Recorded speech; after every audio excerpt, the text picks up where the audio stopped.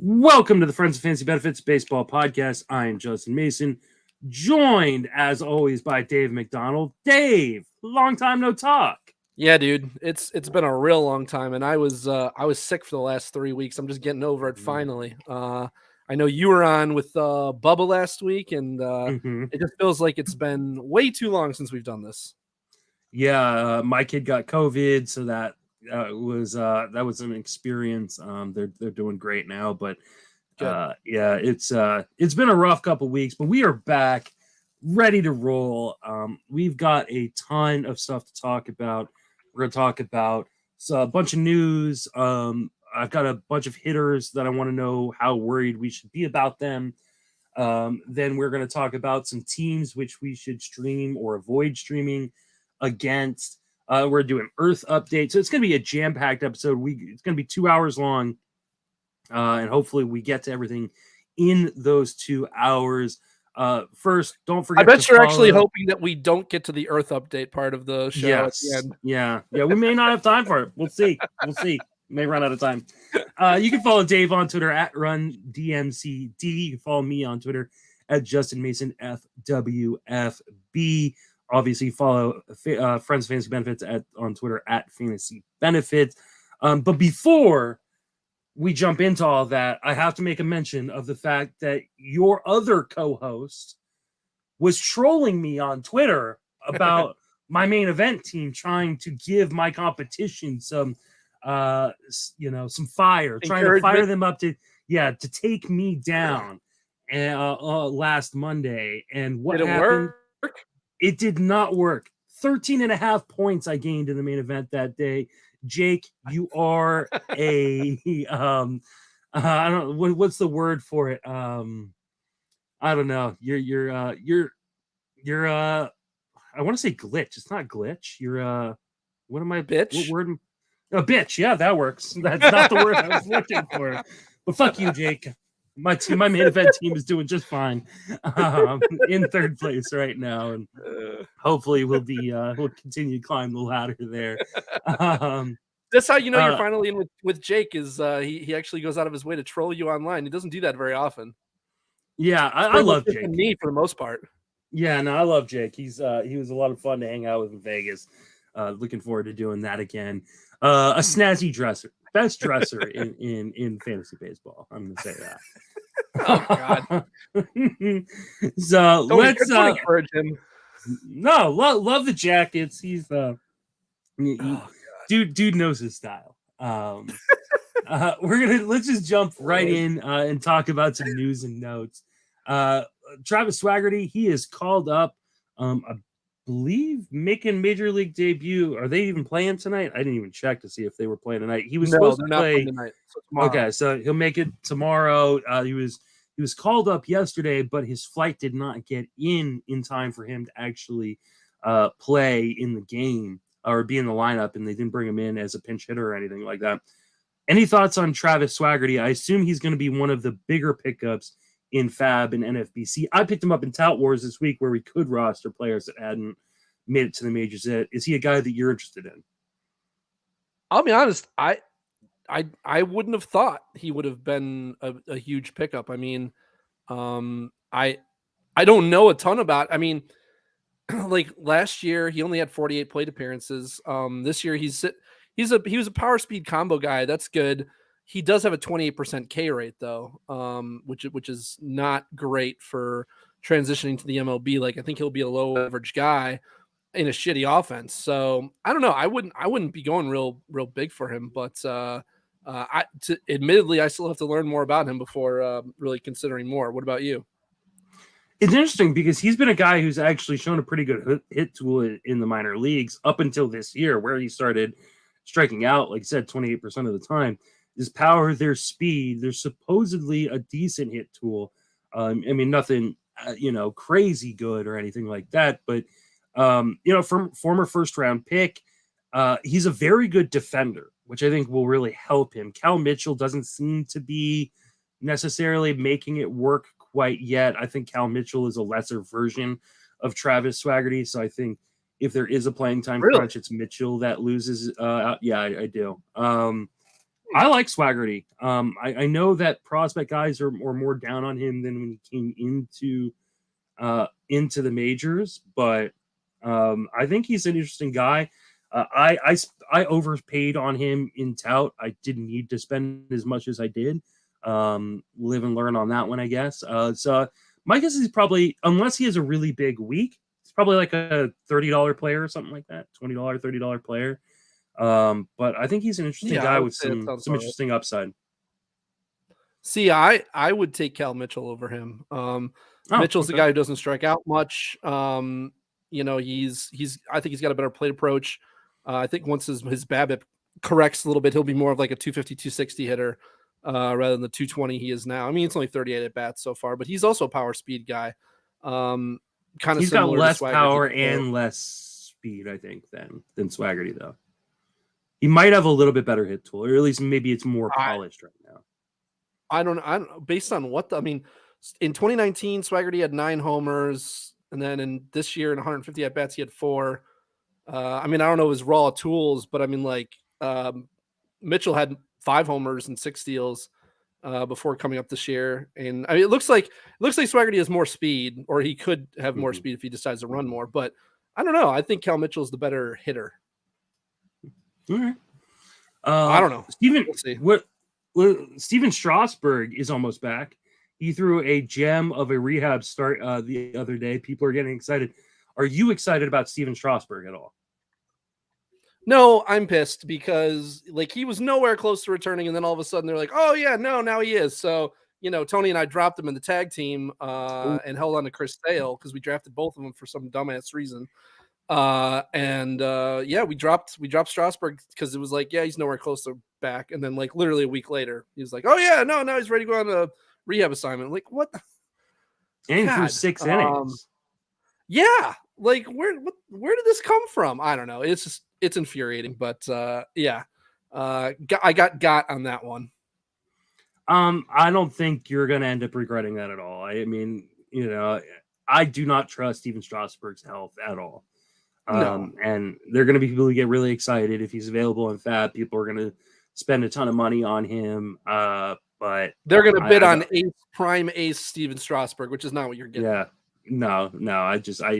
And this is a Nationals team that is not in contention for anything. They're going to be very, very careful with him. You know, I don't think they're going to overload the innings. I think they're going to be very conservative. I think if there's any issues, any sort of injury issues that pop up, they're going to shut him down pretty quickly. There's a reason I stayed away from Strasburg in drafts this year. I trust him 0% at this point. He's one of these guys who has to really show me before I'm going to invest another dime in him. Yeah, it was basically like he was free, and Tony is a Strasburg fanboy, so it is what it is. But once he was out for like the first several weeks, we should have just dropped him and moved on at that point. But oh well, we'll see what he does.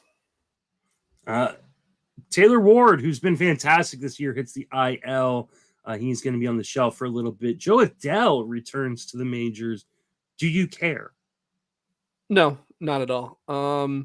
You know, he struck out constantly when he was up here, couldn't hit the ball, went down to AAA, did the exact same thing.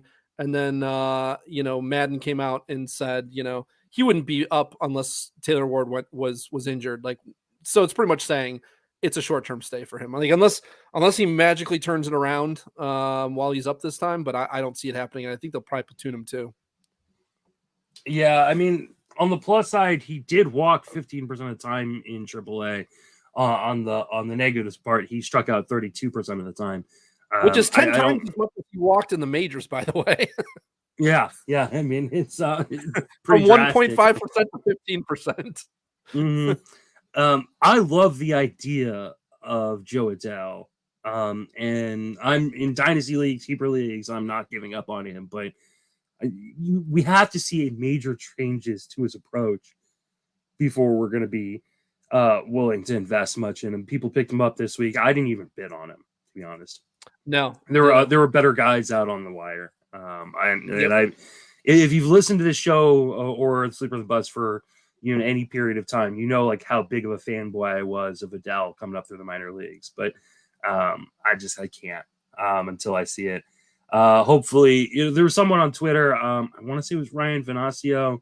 He's like, oh, if Adele can make some changes, like Brandon Marsh could lose his job. Like, that's not happening.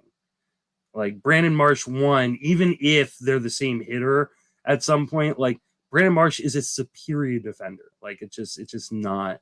Like, right. Adele still sucks defensively too. Like, on top of being a bad hitter, he's a bad fielder. Like, you can't be both of those things and stick in the majors. And the Angels are competitive, so they're not going to keep someone around who's not actively helping them win now. Yeah, the Angels need to get back on the fucking horse. They've been on a little bit of a slide recently. I picked him to make the playoffs and to get Mike Trout's on one hell of a slump right now. Yeah, there's a few of them. Like Byron Buxton, like I thought like what happened there? Like, I mean, we were like, oh, injuries, like, that could be the thing that takes him down, but he just disappeared after a hot start.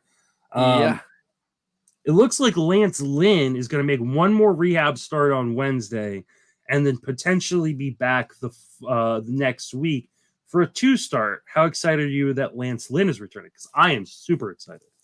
Well, I don't have any Lance Lynn shares, so I'm not excited. But for those of you who have him, you've obviously held on to him this long, so you're probably pretty excited. I don't love that he's coming back into a 2-start because personally, I always like to let guys who have been out for a long time like that, especially sit for the first start or two when they come back.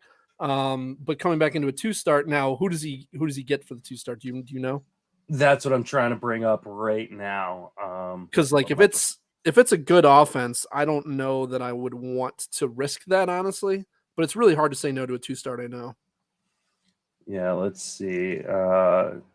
Roster resource is moving a little bit slow for me, but I will be there in a few seconds, and we shall know. I have Lance Lynn in a bunch of spots for my early drafts. I didn't end up getting him in any of like my big money leagues, but I've got him in Barf. I have him in a number of DCs, so I'm super excited to get him back, especially because my Barf league team has been dying of injuries. It looks like he would get at Detroit and then at Houston if he was to get a 2-start next week. Well, that's quite the two. That's a conundrum because you get one of the worst teams in baseball, and Detroit is literally the best team to stream against is Detroit. And Houston is like a bottom 4 team to stream against. Like, you do not want to get Houston. Is Houston the second start? It is. Okay. Well, that's ideal. You're probably going to do it. I mean, like, if you're talking about a 15-team league, you're going to do it. In 12-teamers, I probably would find someone else because I just think you have better options there. But in 15 right now, it's real difficult to find a better potential option than Lance Lynn on a 2-start. Yeah, I'm probably rolling. I mean, I've got him in 15-team leagues, so I'm probably rolling with him. I know for sure I'm rolling with him in Barf because I don't have any other options. So at this point, I think I started Michael Wacha and Connor Pilkington of your Cleveland Guardians this week. I actually started him in a few spots, so hoping he comes through for me. All right. Next guy coming back here, hopefully somewhat soon, is Jack Flaherty, who pitched a rehab game, only needed 30 pitches to get through 3 innings, looked very sharp. Any interest and excitement in Jack Flaherty, who's been dropped in some leagues? Yeah, I'm more skeptical that Flaherty's going to have value this year than I am with Lance Lynn. Again, another guy I have no shares of, so I'm personally not excited for him, but he's the guy I definitely would not want to start the first game back. Yeah, I've got him in my Vegas main and a couple DCs. The good Vegas main or the dead in the water Vegas main? Well, the dead in the water main is not Vegas main. That was an online main. Okay.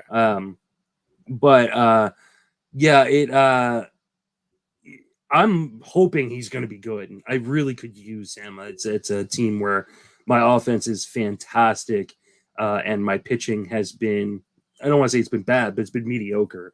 And so I took a shot on, I've held on to Flaherty because I got him in the 18th round in Vegas.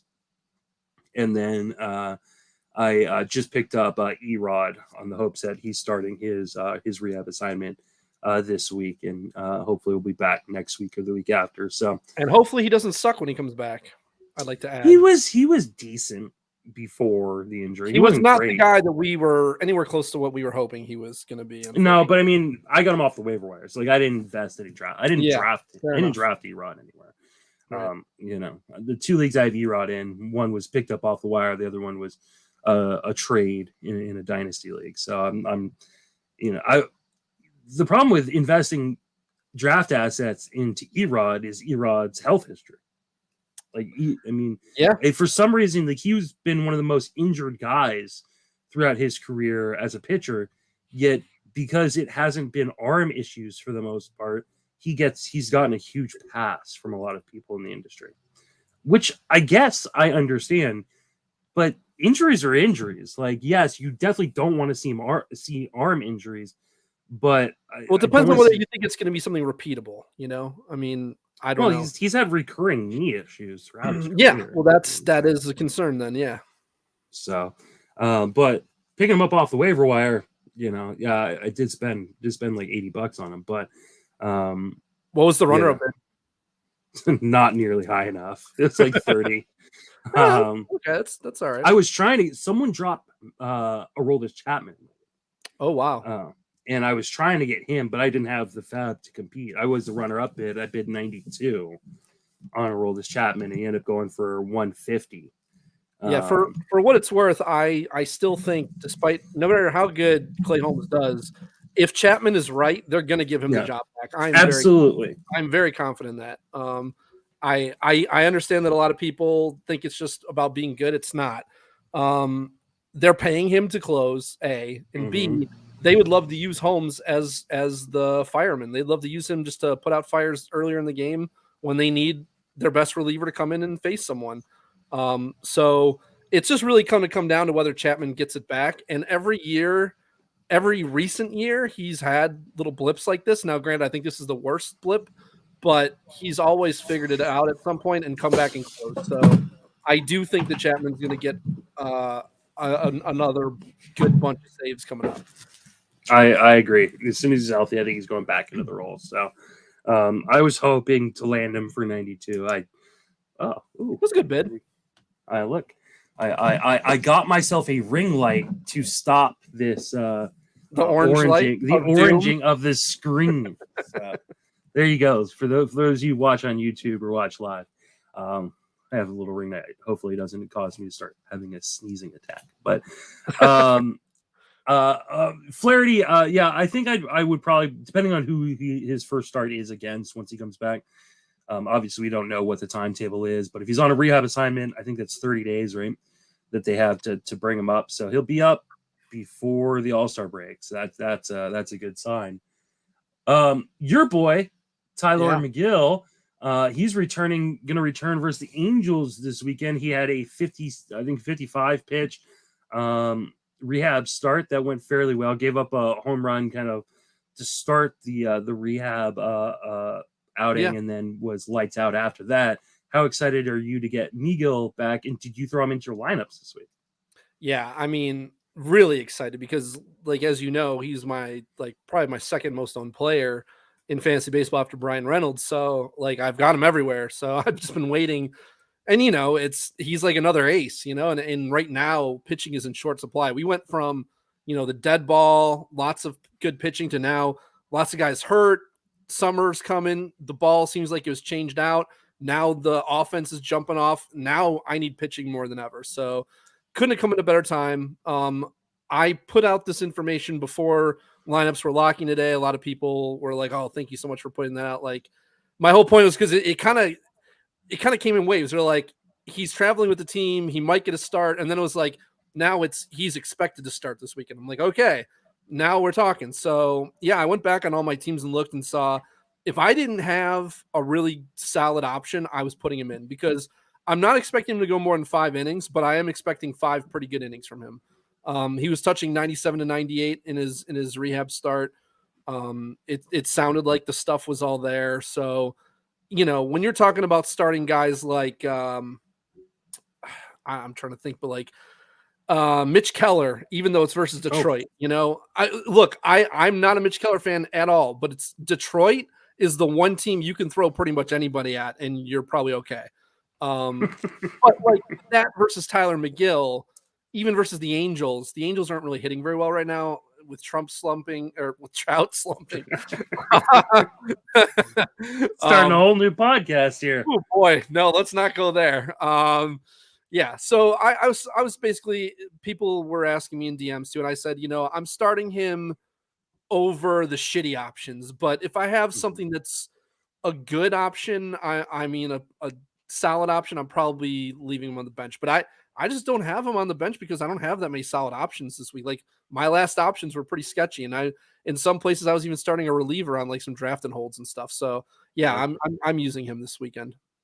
Yeah, I mean, I think a lot of us are in that same position. You and I were chatting. I was like, oh man, I started Bumgarner tonight for a 2-step that started in Cincinnati, thinking it's Cincinnati, and that didn't go well. But my only other option was Josh Winder, who's currently in the IL and should return this week, but I didn't know for sure, and so I ended up going with Bumgarner. That may end up turning out to be a mistake. And Winder also wasn't good before he got hurt. I mean, it could have been the injury, but he had I think it was the injury. Starts. Could have been. I think. Speaking of things that didn't go well, anyone who picked up Jaren Duran this weekend in Feb, I do a Sunday podcast, usually with Jason Collette. This week it was with John Legeza, who subbed in for Jason. And we discussed this, and I said he's probably getting sent back down. And he did. Duran, I like Duran. I think he's a really interesting player. But he's not going to be up as a full-timer until Boston decides to sell, which probably happens in the middle of the summer. I mean, until they say, we're ready to give up on Jackie Bradley Jr., I mean, there was no reason to believe otherwise. So, it was just like a short-term thing. And I saw a bunch of people putting in bids, and I'm just like, I don't know what you guys are doing. No, waste of money, unfortunately. Like I said, I like Duran, and I think, if you can't afford to stash him, he's not a bad stash, but he's probably not going to be up full-time until end of July. Now, let me ask you this. Have you seen Jackie Bradley Jr.'s home away splits this year? I have not. He is hitting 139 weighted runs created plus at home, 18 weighted runs created plus away. Wow. So maybe that's like insane. Boston actually thinks he's good because they're like, well, every time he's in Boston, I mean, he's producing. And then he goes away, and 18. I didn't even know that it went that low, honestly. So like you can have negative. Weird. Okay. But for a starter in the MLB, that is absolutely that's atrocious. Insane. That is a difference of 121 weighted runs created plus. That's a whole league average player difference. And it's like, is he somehow cheating? Like just him in Boston? Because like, what the hell is going on here? That's really interesting. But like, it's not like a team wide thing. Like I looked at the rest of them, and I mean, there's a couple guys who have higher weighted runs created plus, but nothing like that. But that's like expected. It's not a widespread thing, but it's just him. I don't know. Let's see. Bailey Ober hits the IL. This is one you added. What's going on here? Yeah, it was just one of those things where I put on a bunch of tweets today just trying to help people with the before lock, and that was another one of the things that came up like pretty late in the day. Granted, I don't think they play till tomorrow. So, but if you want, like, let's say you had someone who's playing today and you wanted to get him out to put him in, he's going back to the IL with a groin injury. So yeah, that's all I got. Oh, that's a bit of a bummer. I mean, Ober has been pretty decent this season, their rotation is a mess right now. You got to wonder if Winder is coming back, because right now Ross Reasers has 3 players in the rotation. That includes Chris Archer and Devin Smeltzer and Dylan Bundy. Like that. Then are you throwing shade on Archer and Smeltzer? No, yeah, you definitely should be. I mean, do they have a guy who can go 5 innings? I mean, Bundy has, but I mean, if you combine all of them together, I think they could probably. I streamed Bundy last week versus the Tigers. Oh no! And you wonder why your ratios are going in the tank. No, he did fine. Oh, he did fine. Yeah, he had a good start. It was the Tigers. Oh, okay, all right. It's the Tigers. Like, yeah, I mean, you know, he went. Oh no, it wasn't fun. It wasn't bad though. 6 innings, gave up 4 earned runs. Okay, that's not good. But it's not awful. It's not atrocious. Could have been much worse. I could have started him for the Toronto game, which was 2 1/3. Christ, I would hope you would know better. Yeah, no, I didn't do that one. It was a daily move, so I didn't have to worry about that.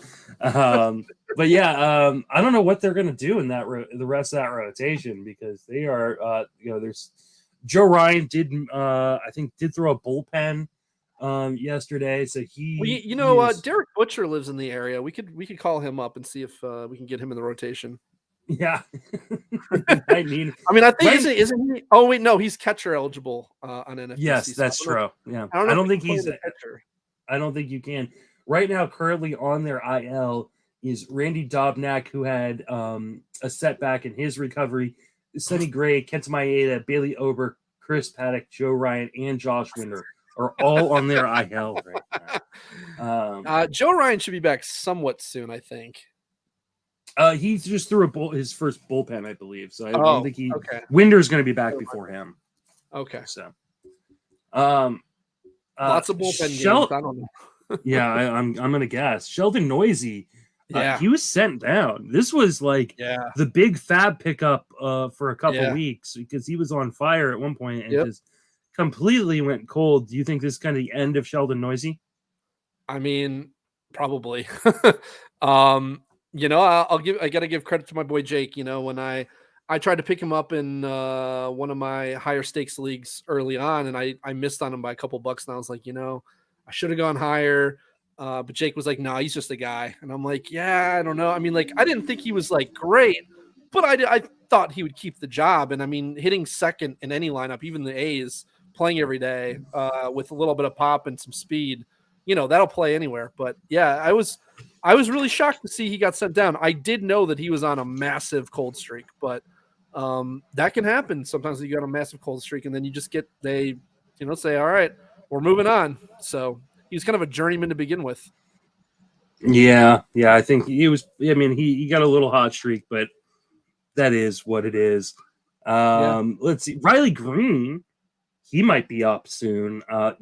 People thought he was going to make the team. Got injured early on, but it looks like he is going to be up. The Tigers suck, man. The Tigers really need some infusion of talent. How excited would you be about Riley Green making it to the majors? Yeah, I mean, you should. He's a guy you should be bidding on, but he's another guy who struggles with strikeouts and plate approach, where it wouldn't shock me if he struggled. He's not a guy that I'm going to go big on, but he's a guy that I'd bid on if I want to, he's a power speed guy. So, and the opportunity is certainly going to be there because they have nowhere else. They have no one else to play. So, I would be bidding on him, but I think that he's going to go for way more than he should go for is what my prediction is. Yeah. And I mean, I think there are going to be a lot of leagues where he's already rostered and been held on to. Check your wires. You never know. I mean, with the amount of injuries we've seen just this year, I think people are going to end up, having to make or have ended up having to make hard cuts, and maybe is on a wire or two. I doubt he's on any of my wires, but I'm gonna double check. I love the upside. I agree with what you say, though. There's obviously risk.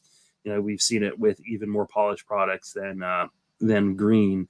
That guys come up and struggle, especially in their first go around. So, but I think if he is available in your league, you should take the upside gamble because there is power and speed in the profile. And And he's going to play once he's up every day. So, I mean, they've been very committed to Torkelson, even though Torkelson struggled. So, yeah.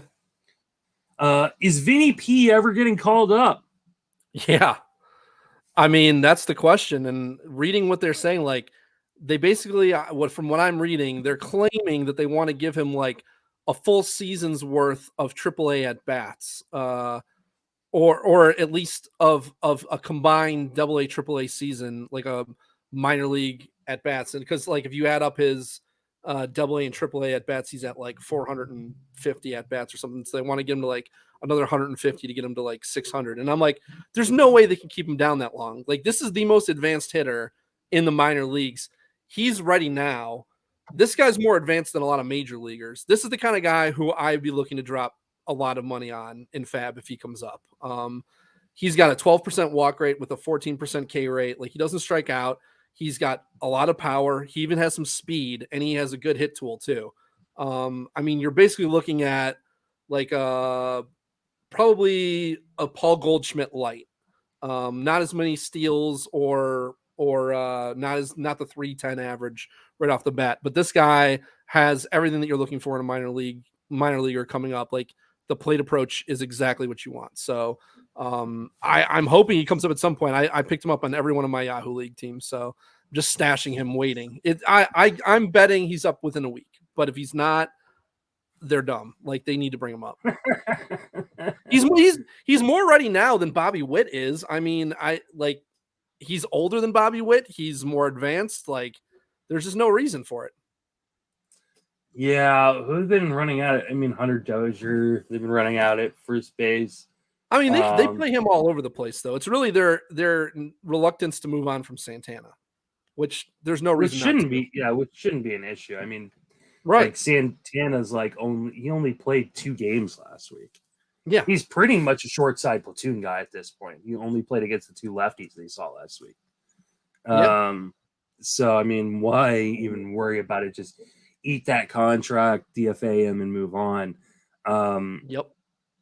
Yeah, I mean, I think he's a interesting prospect. I don't think he's going to show as much power in the majors as he has in the minors, but I do love the hit tool, and the hit tool guys are the guys I want to prioritize when I'm going after a minor leaguer coming up, because that's usually the thing that that translates the best into a player being productive early on in their major league career. So, I don't know when he's going to be up. You know, he's not available in any of my leagues, so he wasn't drafted in any of them. So, I'll be interested to see if he does come up sooner rather than later.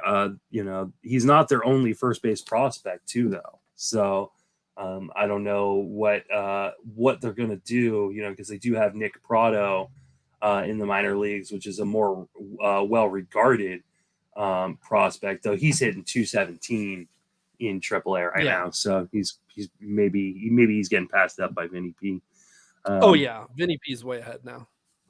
I don't know, but I heard that last year too, though. Like, and we still didn't see. Like, people were talking about Vinnie P last year, like, hey, this guy's got a really great hit tool, and you know, but he's still not getting the pub or getting the call up yet. So we'll see.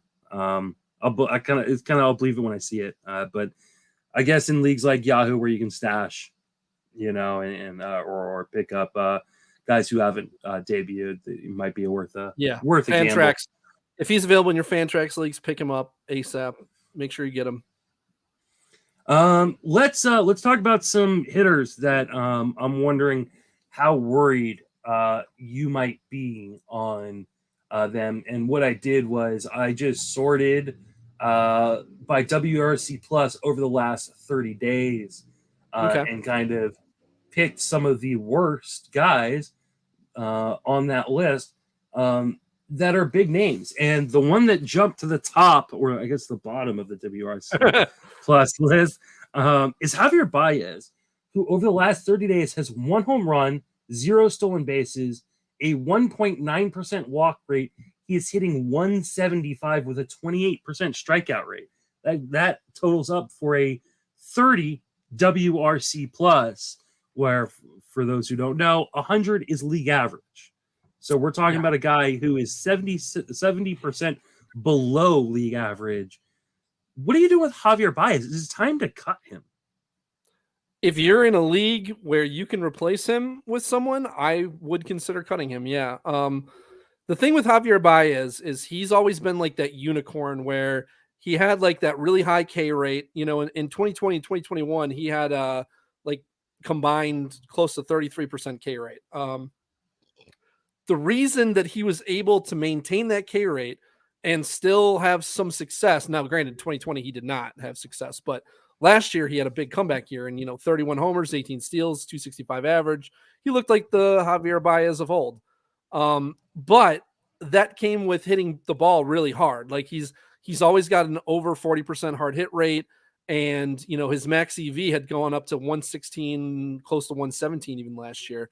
This year he's just not hitting the ball very well. Like he's 32% hard hit rate, 110.8 max EV is way too low for his profile. Like this guy doesn't hit the ball very often. So when he hits it, he needs to hit it authoritatively. 61% contact rate, 80%, slightly below 80% zone contact rate. His K rate is actually better this year than it's been in the last 4 years. But at 26%, but he's also in Detroit now. And that's the big thing. This is a really bad park for power. I stayed away from him because I knew that I hate his profile, and I know that one day he can just fall off a cliff and become irrelevant. And B, trying to do that in Detroit is not the place to do it. So, I am concerned. Yeah, I'm extremely concerned. In spite of the fact that, he does have power and speed in the profile. He is swinging outside of the zone almost 50% of the time, 49% of the time. The worst. He's obviously pressing. Yeah. I mean, he's just swinging at everything. Right. And like his swinging strike rate is 22%. Like that is unreal. He's not being patient at all. I would drop him in 10s and 12s for sure. And I think you can make the argument that you should be dropping him in 15s. The hard part is, what are you picking up? Would you drop him for Michael Chavis? Yeah, actually, yes, I would. And I would also drop him for a guy like Luis Garcia. Those kind of guys I would drop him for. Now, if you're saying would I drop him for, Tyler Wade? Tyler Wade? Yeah, no, I'm not dropping for Tyler Wade. No, okay. What about Thyro? The question that Paul asked me last week when we talked about him was Thyro Estrada. Would you drop him for Thyro? I haven't been paying attention to his playing time. Is he playing? If he's playing every day, I'll take Thyro over him. Nobody plays every day. It's San Francisco. It's tough then. I mean, that's a tough one. Probably though. I would not. But I would fair. drop him for Chavis. I would drop him for Luis Garcia. I like Luis Garcia a lot. I missed out on him in FAB this week, and I'm a little bit bummed. But I have him on some DCs because I've been a big fan of his for a little while. Next guy I'm wondering if you're worried about is my boy Jorge Mateo. Now, some people are going to be like, hey, in the last 30 days, he's got 2 home runs. He's got 6 stolen bases. For Jorge Mateo, that's pretty good. He's also hitting 178 with a 1% walk rate and a 32% strikeout rate. I know it's the Orioles, but he can't continue to do that and get playing time. Yeah, I mean, that's why I don't like relying on guys like him for steals, because they're shitty steals. They're bad hitters who you're relying on them to keep playing in order to get your stolen bases. And I mean, granted, he's gotten you 13 so far. So like, even if this is the end for him, you've still gotten your value out of him, honestly. But yeah, he has the type of profile where, yeah, I mean, like over 30% K rate, 3.3% walk rate, flat out, he's a bad hitter. He's not good. It's just whether Baltimore will replace him or not. And I don't know the answer to that. If you're relying on him for a lot of your steals, you have to keep throwing him out there. But if you can replace him with someone else who's maybe going to get you some steals, maybe replacing part of what he gives you, who's a much better hitter, then I would do that. I mean, here on the plus side is he is a very good defender. And that's helpful. because it's not like they've got anybody in that system really that's going to come up and unseat him. So if he's stealing bases and hitting some bombs here and there and playing good defense, I think he's probably going to continue to play. He's not going to bat high up in the lineup, maybe unless he's up against a lefty. But I think he's going to continue to play. And so it is a cheap source of steals. Now, if you're in 10s and 12s, is that 200 batting average going to be worth those stolen bases when they're probably? I mean, in probably 10s, no. Yeah. So if you're in a shallower format, then I think you probably should drop him and move on, unless you're just stolen base like starved, and he's your only stolen base guy. But in 15s, it's so hard to find a guy who could steal 20 bases rest of the way, and he could easily steal 20 bases rest of the way. So like I don't know, like I picked him up in the auction championship because he got dropped about 3 weeks ago, and I spent over $100 on him. And I'm okay with it because I've gotten like 5 or 6 steals from it. And I'm not going to let him go. Yes, he's hurting my batting average, but the stolen bases I'm getting from it are just too valuable. Next guy is a guy who I've got on a number of teams and is just absolutely killing me right now is Yasmani Grandal. Over the last 30 days, 1 home run, 1 stolen base, hitting 161. Now, he walks 12% of the time, but in average leagues, that doesn't do a whole lot for you. Right. How worried are we on Yasmani Grandal? This is the first time I've looked at him because I have no Grandal shares. He was a fade for me based on his injury history. I don't know. Like looking at his profile, it kind of looks like I'm wondering.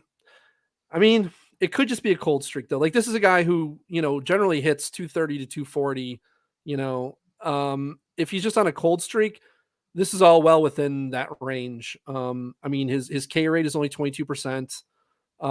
He's still walking. He is swinging more this year than he had the last 2 years at 39.5%.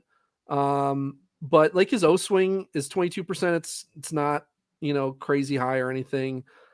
He's making more outside contact than ever. I think maybe he's just not being selective enough. He's not swinging, he's swinging at too many pitches, maybe outside the zone, and that might be affecting him a bit. Like his max EV is lower at 108.4.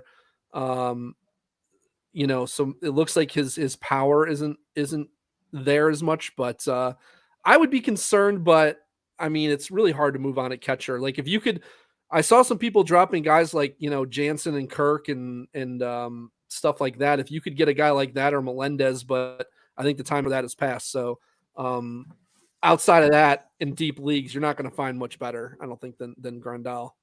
I'm not worried at all. I mean, the underlying stats are almost exactly in line with what he's done over the course of his career. I think he's going to end up being a 240 hitter with, home runs and a great on-base percentage. Like, I'm really not that worried. He's getting really bad BABIP luck. He's got a 203 BABIP. He's a career 274 BABIP guy. Like I think this is just an extended slump and some extended unluckiness. I think Grandal's going to be fine. I'm not worried about him one bit. And like you said, in most leagues, especially if you're playing in 2-catcher leagues, like what are you going to go get? Yeah. I mean, there's just like I in one of my leagues, I was looking like, oh, I could go. Maybe I should upgrade my second catcher spot. And I went and looked what's on the wire. I was like, no, there's no such thing as an upgrade. Like there just wasn't anybody available that was playing full time that wasn't actively going to just crush you. Like you're not going to go pick up Martin Maldonado and have him just crush you while he's playing full time. Just I don't. Not much you can do there. But I do think Grandal will be fine. What about Miles Straw? Yeah. The reason that I didn't want to draft Miles Straw this year is because I knew taking a guy like that, you're going to have a massive hole in your lineup in terms of home runs and RBI. Like as much as he helps you in steals, he's going to hurt you so much in those two categories that I really hate drafting guys like him. Now the average has been lower than expected. He's at 231 with 7 RBI though. Like that is insanely low. He has more stolen bases than RBIs.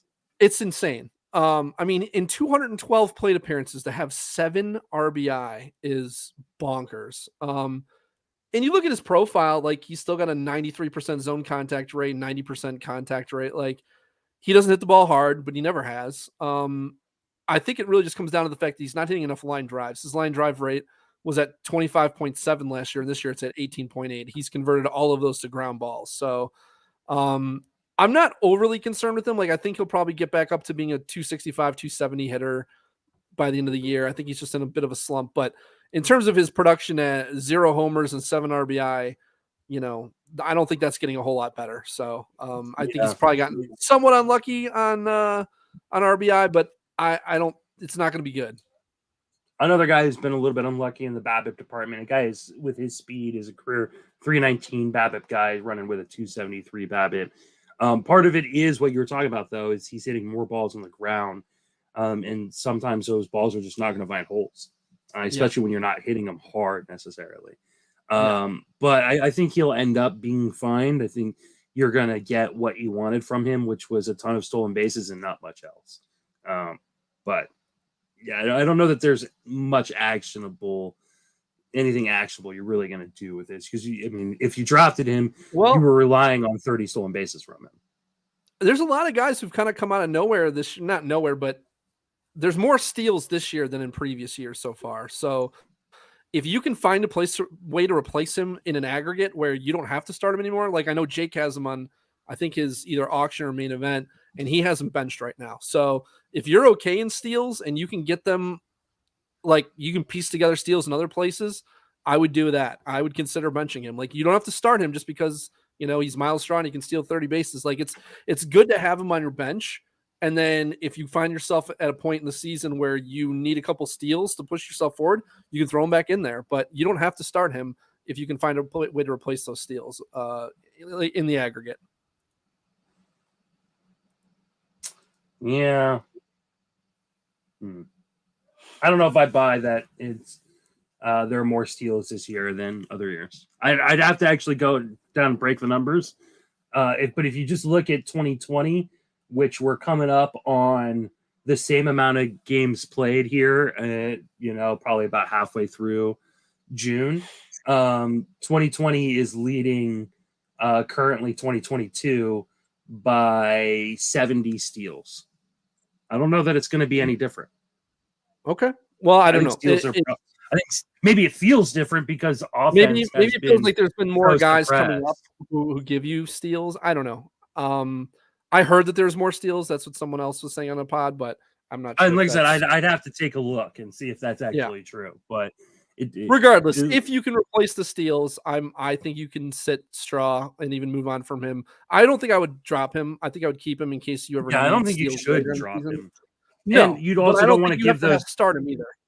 You also don't want to give those steals to someone else. True. Like unless you are in dire need of something you can actually get on the waiver wire, I don't want to drop those steals and give them to somebody else. Let's see. The aforementioned Byron Buxton. Buxton started off the season just absolutely on fire.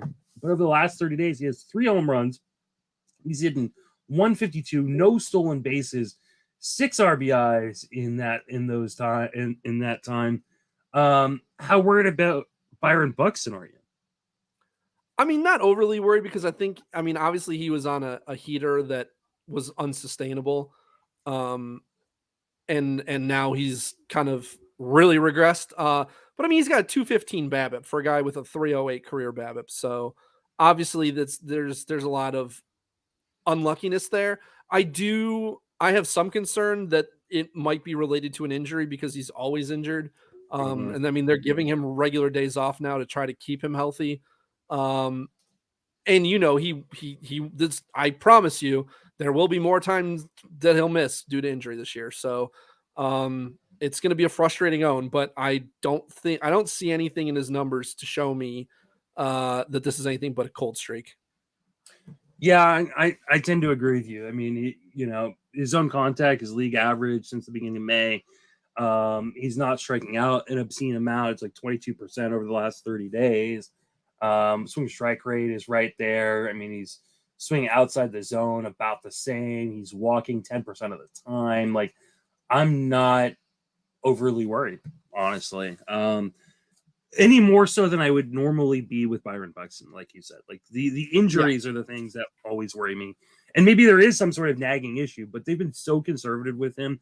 I feel like if he was injured, and they've got such a they've had such a nice start to the season, and they've got a little bit of a lead. Like, I would think they would just put him on the IL if there was an issue, unless he's just not saying something, But they're giving him regular days off. I do wonder, like, when a guy starts getting more days off, does that throw him off his rhythm?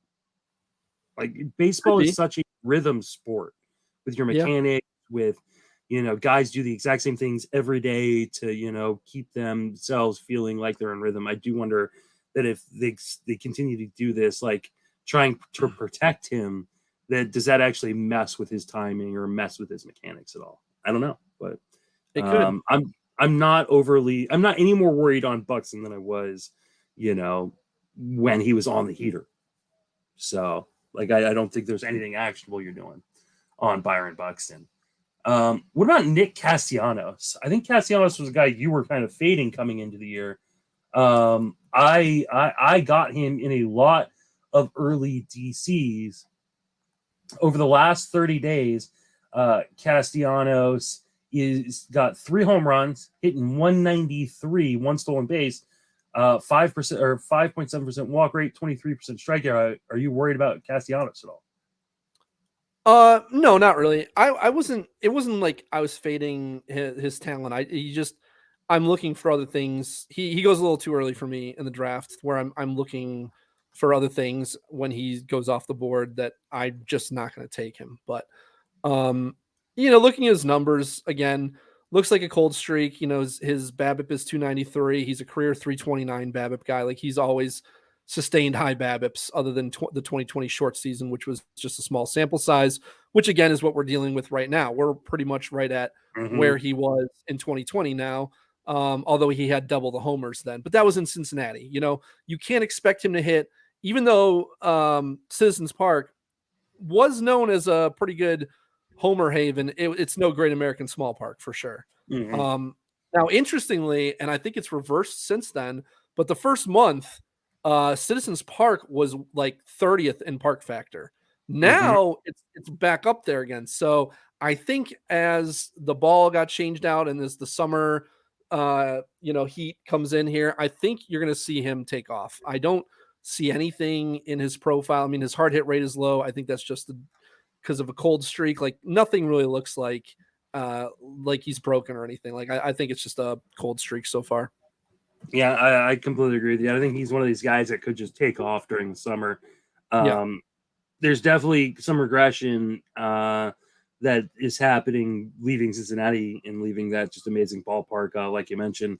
But I'm not overly worried about him. You look at his XBA. His XBA is 275. He's gonna. I think he's gonna be fine, and that's for all the failings of a team making maybe one of the worst constructed teams, especially in terms of defense, that has ever been seen. That offense in lineup is going to be amazing. And now with Bryce Harper unable to play the field, it just like got magnified. It's a mess. It's a mess defensively. I mean, they've got like 4 guys maybe who should be playing DH. Like, it's crazy. Yeah, it's not good at all. But offensively, they're going to be a lot of homers hit in Philadelphia this summer, and they're going to need a huge part of that. Yeah. Because they're going to be a lot of 13-10 ball games. What about Christian Yelich? Yelich is he was kind of trending better this year over the last 30 days, though. 1 home run, 4 stolen bases, but hitting 184, 282 with a 282 slug during the last 30 days, and he worries about Yelich.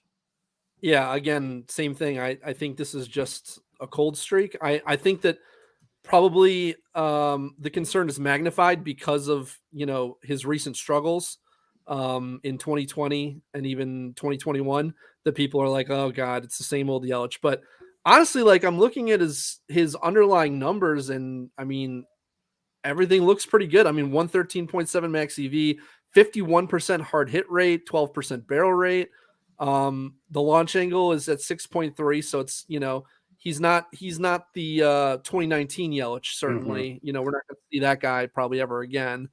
But this is a guy who has a career 348 BABIP, and he's sporting a 279 BABIP right now. So I very much expect him to turn it around. I mean, his XBA is 270. I'll be honest with you, I don't really put much stock in expected batting average or any of those expected stats. I think they're kind of garbage. But, I mean, it is showing that his performance isn't indicative of what's underneath there. Yeah, it's like X stats shouldn't be used to predict future performance. What it does is it tells you what should have happened given what they've done so far. So, and so what we can say from that is, with a 270 XBAs, he's gotten unlucky. Like he's, hitting 218. He's just gotten unlucky. But this is what's going to happen sometimes, just like we were talking about with Straw, like when you're putting the ball on the ground that much, you're going to sometimes that ball is going to find gloves more than it should. If you think that you're going to get the, 2019 or earlier version of Yelich, it's just not going to happen. Dude, he's gone back completely to hitting the ball on the ground again, 50% of the time. That being said, like, I think he's going to be fine. He looks healthy. Like he's running. Is he a guy that's going to be a 30-30 guy again? No, but like he could legitimately be a 15-30 guy. I think maybe 20-25. I could see him going 20 homers, 25 steals, something like that, with like a 265 average, somewhere in that range. Mm-hmm. Yeah, I can see that. Yeah. You just have to adjust your expectations. Yeah. Absolutely. And he's still walking, 11.5% of the time. Like he's still a good player. He's just not the elite player that he was a few years ago. And that's okay. Like you didn't pay very much for him this year. So I don't think you should be disappointed by it at all. What about Steven Quan? Quan was a guy that a lot of people started getting really excited about late in draft season. I drafted him on a couple teams, but after a hot start to his career, it's been kind of brutal. 0 home runs, 2 stolen bases in the last 30 days, hitting 186, which makes for a 62 WRC plus. What are you doing with Steven Quan? Yeah, I mean, he's a guy with 94% contact rate, 96% zone contact rate. The guy has a phenomenal hit tool, but he's kind of like Miles Straw. He doesn't hit the ball very hard. He relies on finding holes and stuff. But he's gonna continuously put the ball on the ground. And when you do that, you're gonna have hot streaks and cold streaks. So right now he's in the middle of a cold streak, and they moved him down to like 8th in the lineup, and he only faces righties now. But I don't think he's on the verge of losing his job or anything like that. Like he's still got a 354 OBP. He's walking 12% of the time. He's only striking out 7.5% of the time. I definitely think his average will be much higher than it is now. I think he'll be probably closer to like a 275, 280 hitter by the end of the season. He's currently at like 255. So, but the problem with him was always just that like he didn't provide a lot else. Like he could maybe give you, 5 to 10 steals and maybe, 7 or 8 homers, something like that. And I think he's still the same guy. And you can probably move on in most leagues if you can. I don't think he's much more than a streamer, even in deep leagues, because he's only facing righties and he just doesn't have anything that's like that calling card. Like, what are you holding him onto him for? Like, if you're not going to get a 350 average from him or anything like that. So, yeah, I think you about nailed it. I mean, you've probably watched more Guardians games than I have. Yeah. The defensive metrics on him are a little bit all over the place. Is he a good defender? I don't think I think his outfield instincts aren't great. Like he seems to struggle to know where to go sometimes. So he's not bad and like he adjusts well, but he doesn't take great routes. He kind of reminds me of Tyler Naquin at times. He had a lot of issues like with taking routes to the ball and stuff too. And I kind of see some of the same things with Quan. Yeah, because I mean, it's hard to get a read from, and defensive metrics suck to begin with. So yeah, I know, and admittedly, I'm not a defensive metric guy. I really, there's other people. I who can speak on that subject tend a lot to- better than I can. I do not like relying on defensive metrics because they're so bad. I usually like just rely on my eyes, to be honest. But yeah, I'm with you. I'm okay moving on from Stephen Quan. If you can find a better option out there, and in 10s and 12s, you have to have a better option out there. Yeah. Because I mean, how much different is he than Tony Kemp at this point with just outfield eligibility? Yeah, is he that much different? I haven't even looked into Stephen Kemp. I mean, Kemp, I guess, runs, but I think the Quan's the better plate approach. So, in real baseball, I'll take Quan. In fantasy, Kemp might have more value, honestly. Well, especially with triple eligibility. So, yeah. All right, this one's gonna hurt a little bit for me. But my boy Cedric Mullins is struggling quite a bit right now. Let's see, last 30 days, Cedric Mullins has 1 home run, 8 stolen bases. So that's great. Yeah. But he's hitting .231. He also, very much like your boy Lyle Straw, has 8 RBIs. So same amount of RBIs as he does stolen bases. Are you worried about Cedric Mullins? Because I'm not. No, I mean, like his numbers are basically a carbon copy of last year in most areas. His launch angle is 6 degrees higher. Like I think he's hitting the ball too high. He's not driving it as much.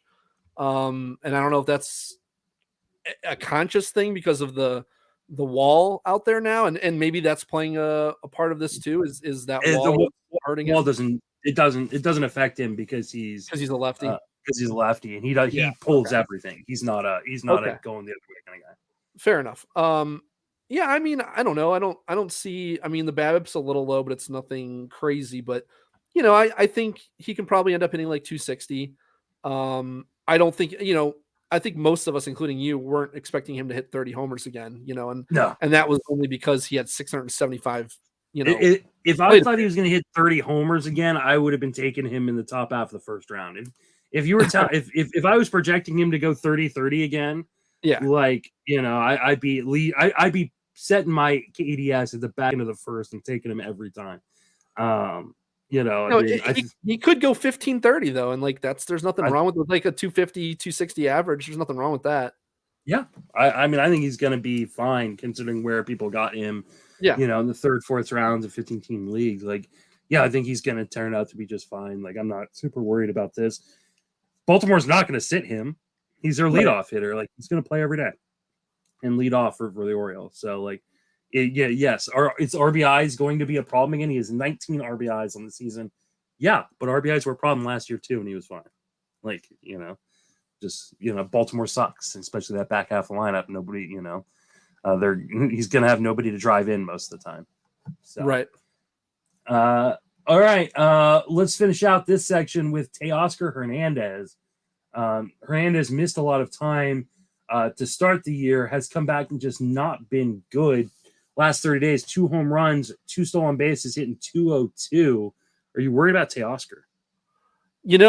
I am a bit, and I'll tell you why. Well, number one, looking at the numbers that jumps out, the max EV going from, he was like a 116 max EV guy. Now he's down to 109. That's, I get that it's a somewhat small sample size, but 123 plate appearances is generally going to be pretty indicative of what you're going to see, I would say. The walk percentage and the K percentage are about the same as last year. But the ground ball percentage going from 38% to 53%.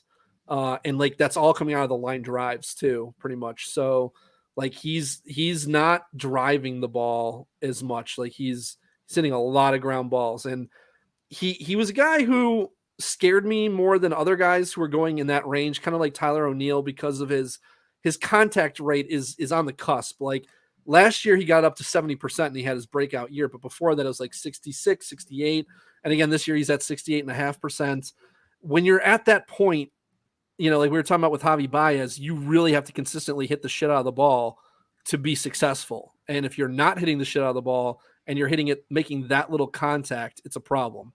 And I get that his XBA is 272, and his BABIP is down. He's at 278 compared to 321 career average. But if he's not hitting the ball as hard, then you can't expect those numbers to be in line also.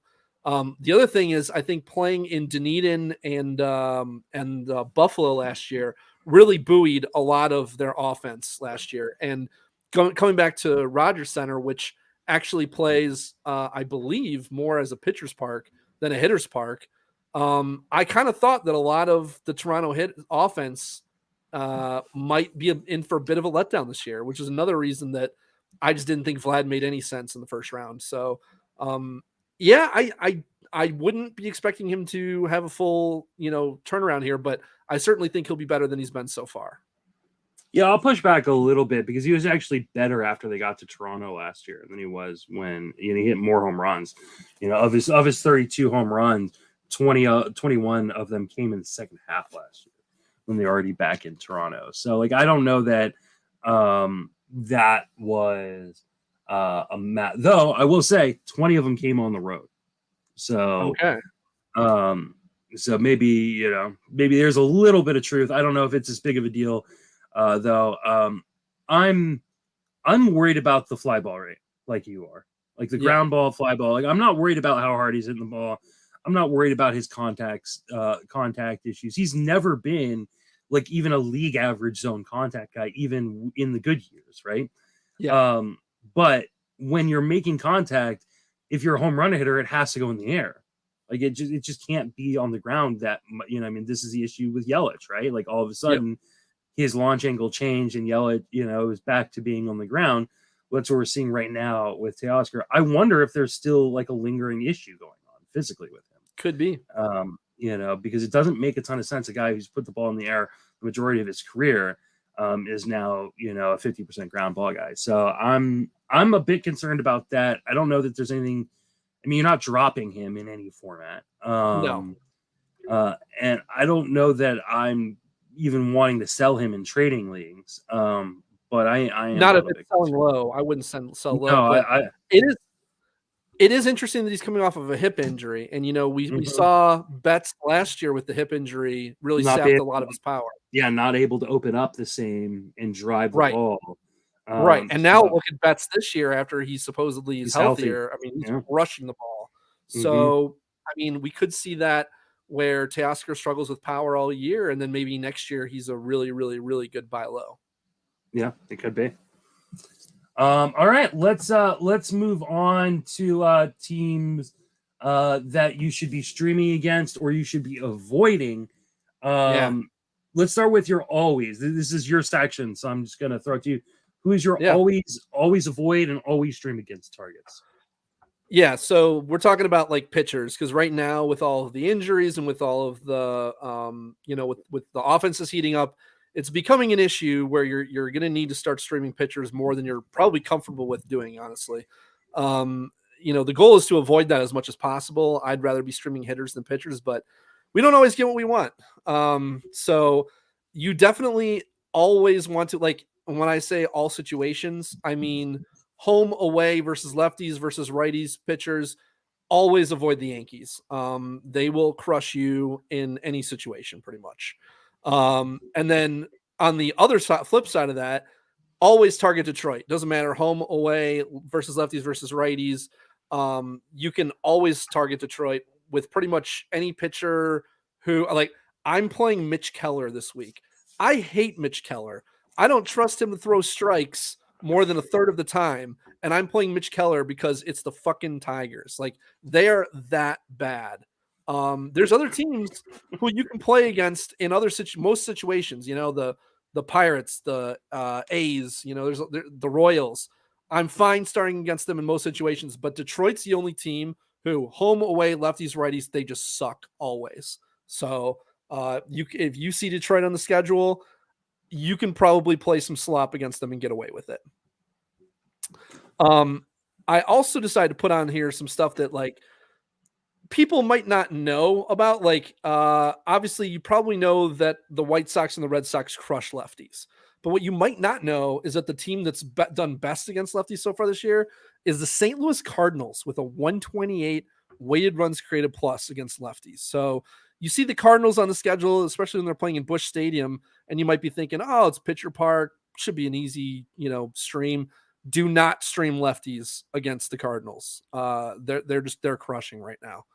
On the flip side, Arizona and Miami can't hit lefties for shit. Arizona with a 73 weighted runs created plus against lefties so far, and the Marlins with a 75 weighted runs created plus so far. And then when you're looking at righties, you can, a lot of the teams that you'd assume would be up there that are good against righties are nothing astronomical, like 120 weighted runs created plus, which is good, but nothing off the charts. That's like the Mets and the Dodgers, and then the Yankees are right behind them at 119. Houston's at 116. You might not think it, but Seattle is actually up there at 114 weighted runs created plus against righties. So they're not really the pushover matchup that they have been in the past as well. So be careful when you stream against them. And actually, you definitely want to avoid Seattle when Seattle's at home. They have a 134 weighted runs created plus at home. So if you've got a pitcher that you're streaming, you're thinking, oh, Seattle, Pitcher's Park, don't do it. Avoid them with righties. Avoid them at home, but especially with righties. And then on the flip side, really interesting is what's the White Sox's park called now? Cellular? US Cellular?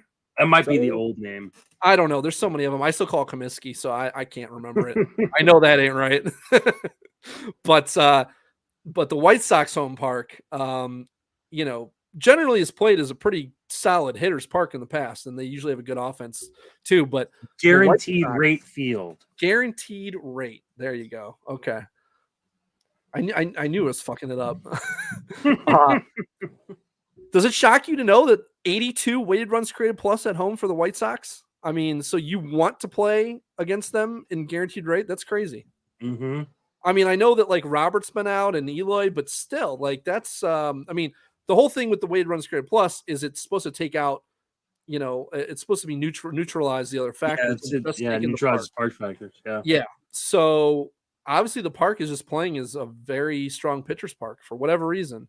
Maybe it's the winds blowing in a lot. I have no idea. Another interesting thing that I found was for away, the Washington Nationals are actually a really good away team. They have a 112 weighted runs created plus when they're away. So because when I was looking at whether I wanted to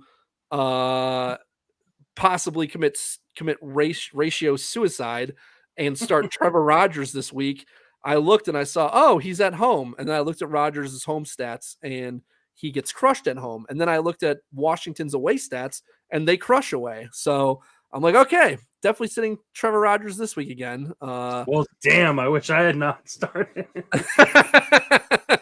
I think there's still time, right? They didn't play yet. You can take them out. I don't think they play tomorrow. It depends on who else I have available.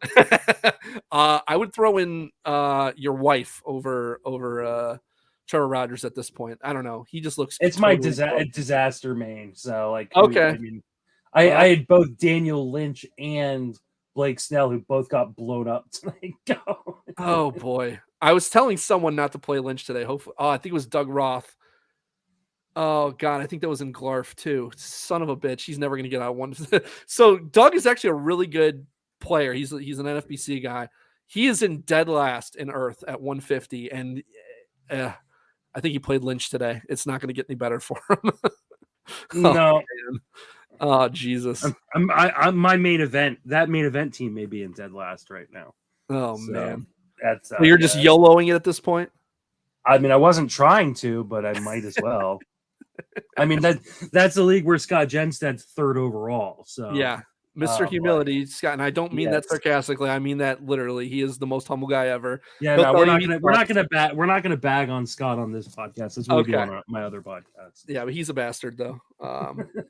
Screw you, Scott. Too nice.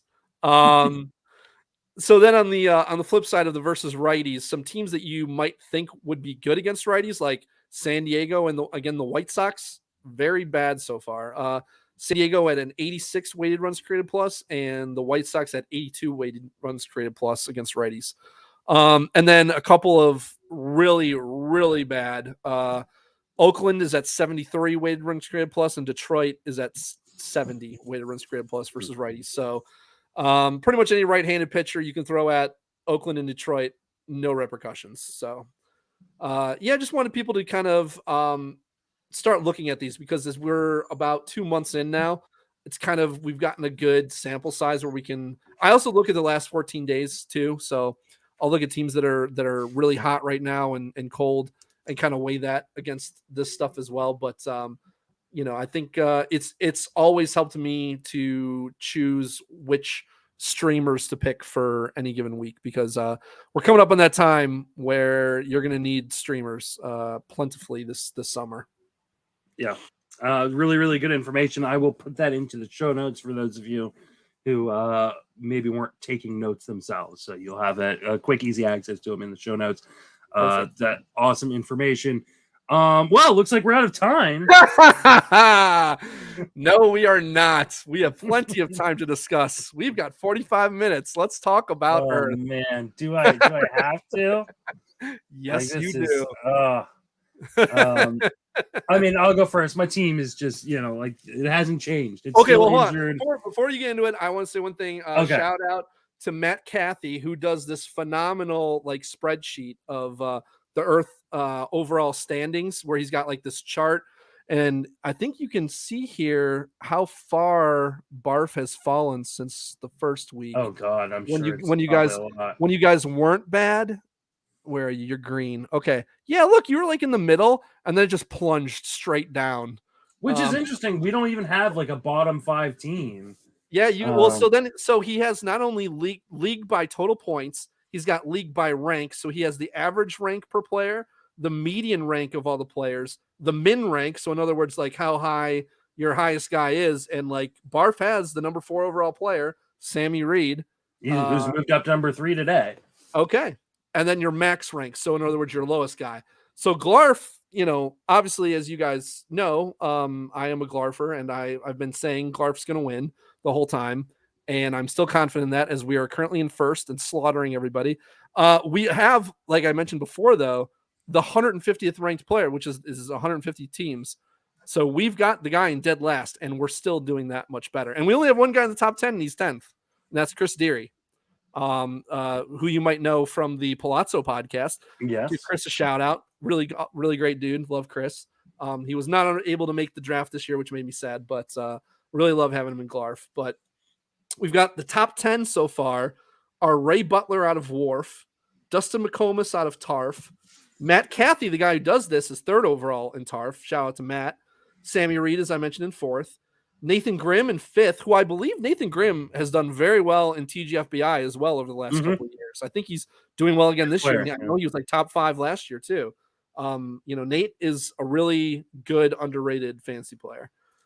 George Montanez had a meteoric rise, because I remember looking a week or 2 ago, and he was not doing well at all. He's now all the way up to 6th.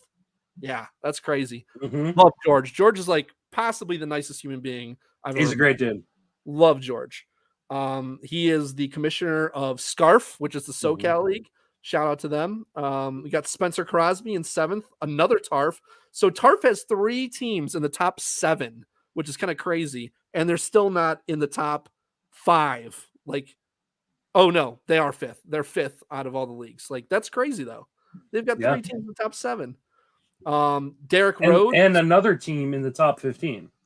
Yeah, I don't know. They've got and another team in the top 20. Their bottom is dragging them down a bit, unfortunately. Apparently, yeah. Derrick Rhodes out of Slarf is in 8th. He's a guy who was a former Glarfer, so we lost a strong player with Derrick this year.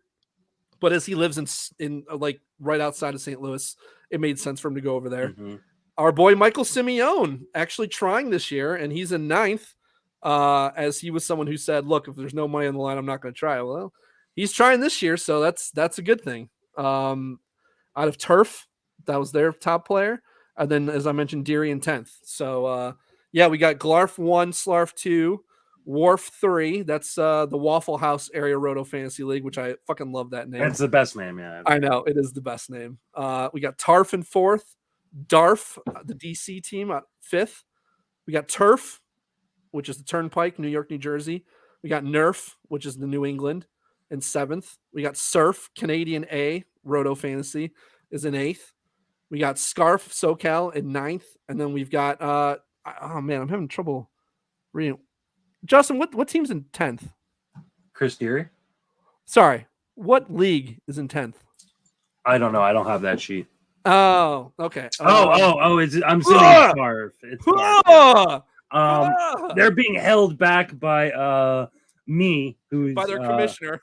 By me, who has just dealt with just an obscene amount of injuries. However, I did mention to you, I am getting a lot of these guys back here pretty soon.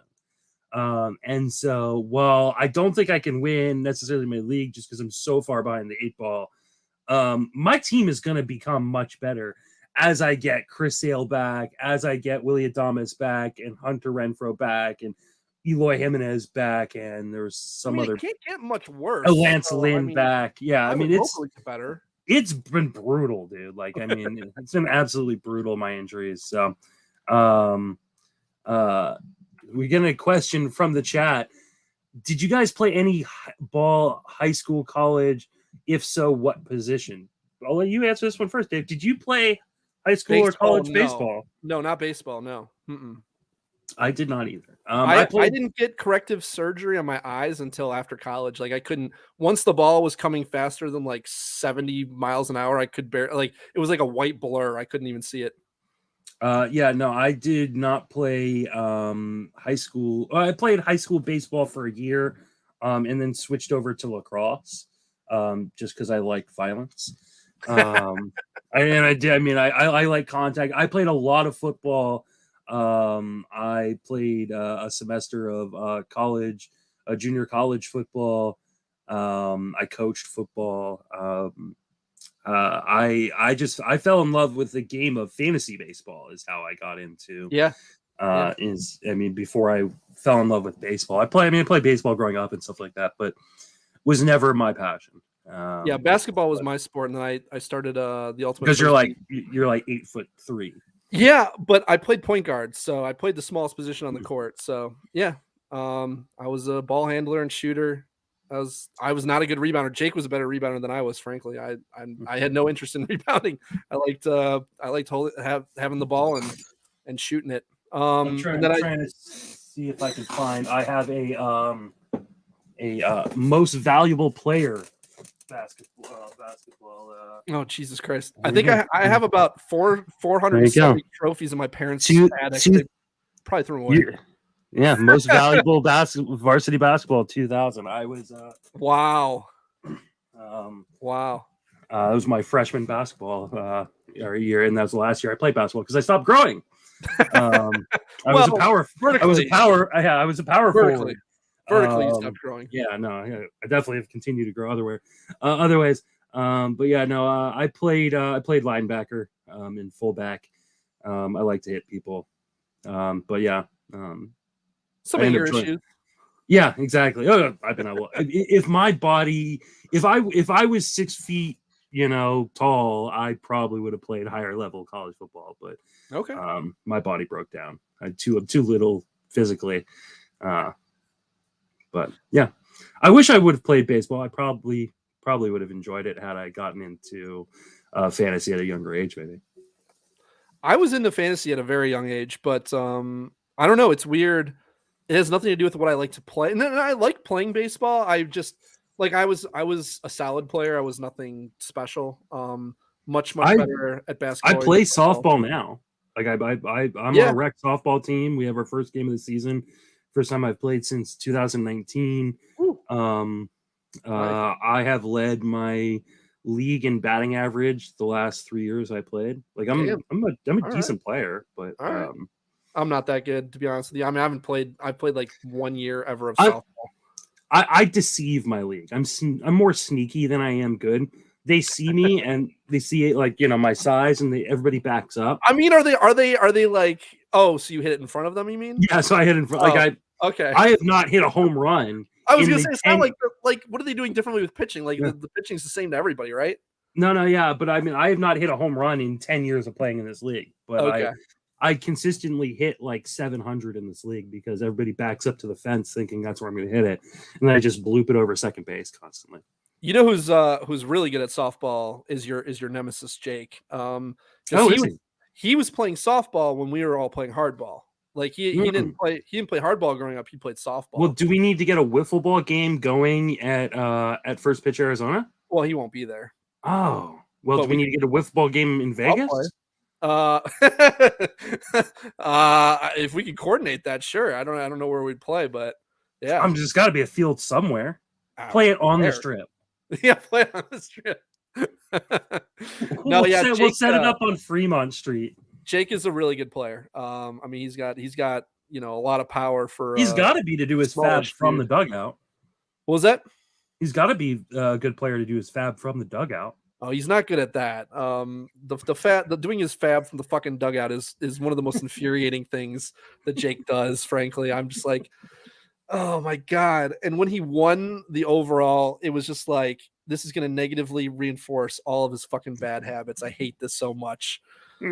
Oh God. But no, he's a good softball player for sure. And then in college, him and Tony went to Xavier in Cincinnati, and they had a club ultimate frisbee team, and so they learned how to play ultimate frisbee there.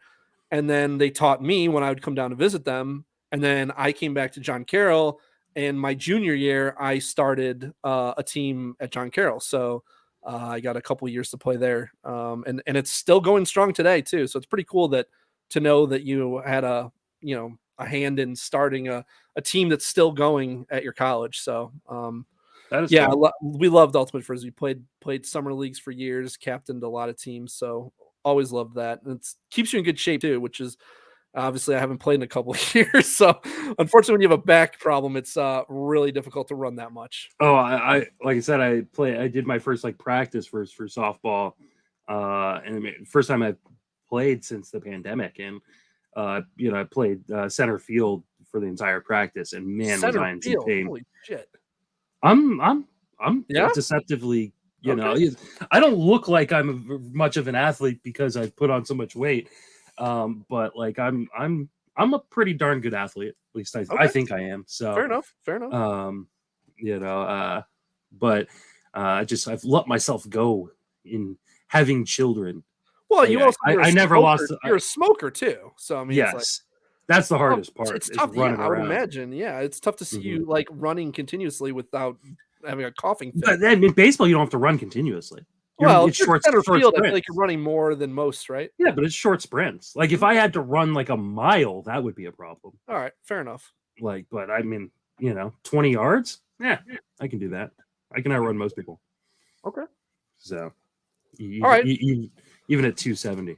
So, back to barf. Now you can give me your you can give me your excuses. I already gave my excuses. My team's injured. I don't give a shit. What am I supposed to do? Drop? Nothing. You're supposed to take it like a bitch because I'm going to keep giving you shit all year because that's the whole point of this league. I mean, whatever. There's only so much I can do when I've lost my top 6 starting pitchers in both of my. A lot of us have lost a lot of guys. I know you've lost more than most, but yeah, I mean, the fact that I'm continuing to try, I think is, I'm not giving up, and that's the beauty of this league. And I know that you wouldn't give up on any league, but especially this one. When people pointed out that there's 2 or 3 people who are inactive, we got rid of them and we replaced them with active owners now. So in Earth, there won't be any inactive owners. If you see anybody who's inactive, let me know and we will deal with it, because the whole point of this is to raise your entire league up the ranks. And you can't do that. If someone stops trying, you're dragging down the rest of your league and they can't win for their charity that they're playing for. So that's the whole point of this league. So I'm glad to hear that you're not stopping trying, but I know that you wouldn't stop trying in any league. I was never worried about I streamed Michael Wacha this week. There you go. And Connor Pilkington. There's a K. You don't like the K there. I do not. Well, there's too many Ks. He spells Connor with a K, which is troubling to me. And I also streamed Jose Quintana this week. That was a solid stream, honestly. Yeah. And Tigers, right? Yeah, and I'm streaming Chad Cool. Who does he get? I think he's got the Giants in San Francisco. Oh, I don't know if I like that one. No options, buddy. Like, I also don't have any fab because I've had to spend all my fab trying to rehab this fucking awful. Well, so I spent a shit ton of my fab early on two guys, CJ Abrams and Matt Brash. Oh, I'm now down to $100 left. So I've drafted and held Chris Sale too. Sorry, he's at San Diego, Chad Cool. Oh, okay. Well, that's a lot better than at San Fran. As we discussed earlier, San Diego not very good against righties. 86 weighted runs created plus, so not great. Yeah. So I mean, but that's my rotation. Like, okay. Thankfully, I've gotten Blake Snell back, but he got blown up tonight. Gave up four runs in 4 innings against the Mets. But I've also got like Rich Hill in there. Like it's not going well. Like once I get Chris Sale back and I get Lance Lynn back, I'll feel a lot better. I mean, I just want to destroy you and your entire league, and that's my goal. I mean, right now you have the 51st overall team, according to the live standings. I dropped a couple places. So you're not destroying my whole league. You are destroying me because I'm at 129. By me, I mean Glarf. I care about our league winning. Okay. I care less about your league and more about just you in general. Oh, okay. Well, I'll finish ahead of you too there, so it doesn't matter. Well, that's not going to be hard in this league. You and I don't have any money on that. We have money on Battle of the Pods, where I'm destroying you right now. Are you? So, I mean, I'm ahead of you. Okay.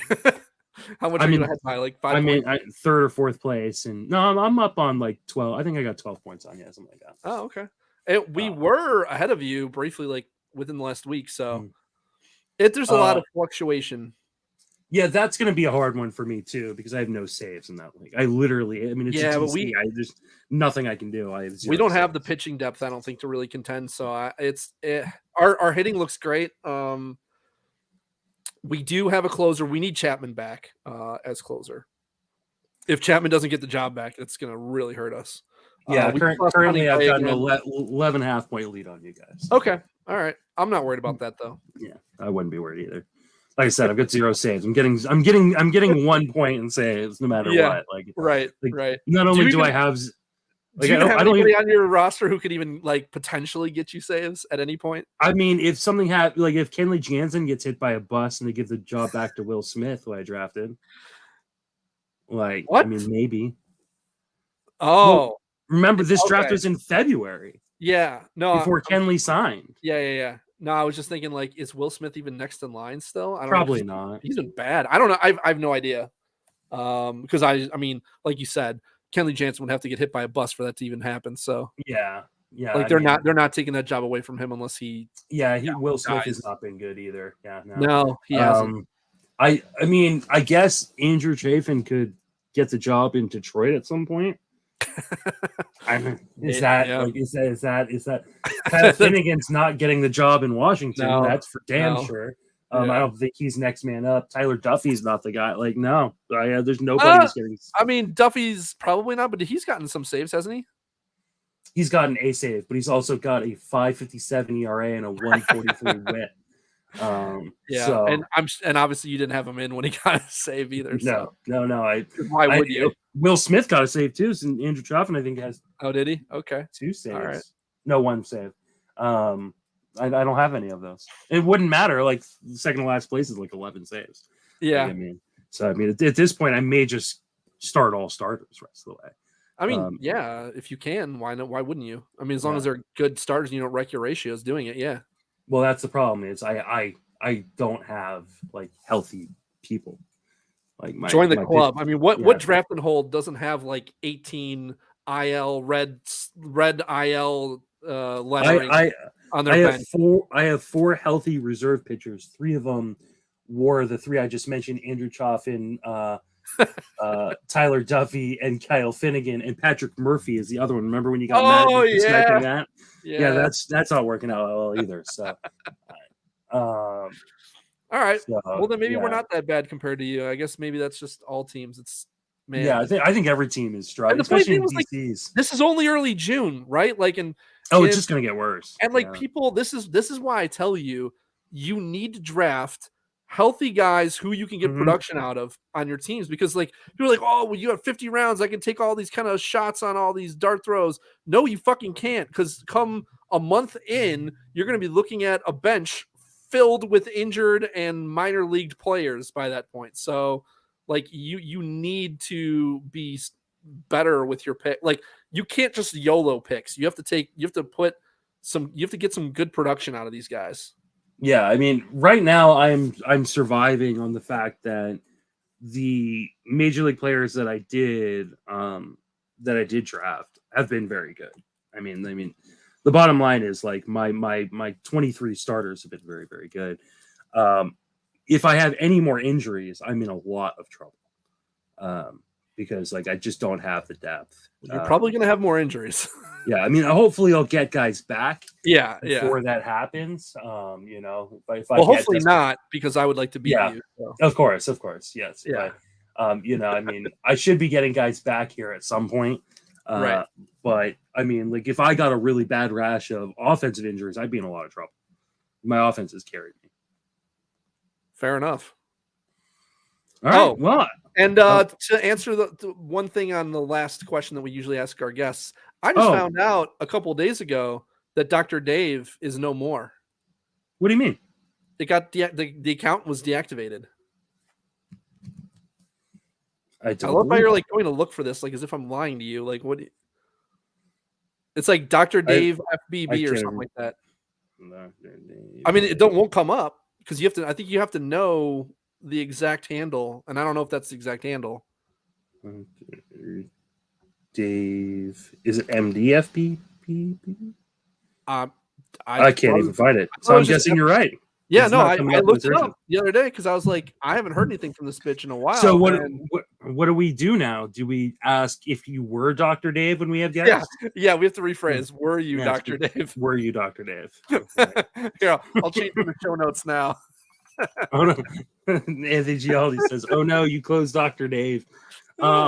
Did Dr. Dave have too many injuries that he's treating? Has there been so many injuries that he's just too busy to keep up with his Twitter account? I mean, to be fair, they really didn't keep up on it. Like they'd be sporadic. They'd do a couple posts and then that would be it for like, a couple weeks, and then there'd be a couple more. If they were able to continuously keep up with it, it would have been pretty. I think the potential was there to be something pretty good, but obviously they didn't. So yeah, unfortunate. Yeah. I don't know. We'll never know who it is because the time has passed. Nobody gives a shit at this point. So other than us, we never know. Maybe Dr. Dave comes back. Maybe. I don't know. I don't know if they got, taken off because they're using my likeness or something. I mean, I didn't complain, but I don't know. I have no idea. Or if they just said, screw it, I'm done with this. This isn't worth it. I don't know. Dr. Dave was a shooting star gone too soon. It's just like you, Gialdi, just like you. Mm-hmm. Well, that is going to wrap us up for this episode. Dave, what are you working on? Where can you be reached? You can reach me at RunDMcD on Twitter, and I'm working on trying to convince Jake to do a podcast at some point in his life. Is that going to be possible during softball season? It should be. I mean, he's a teacher. He's done for the summer, right?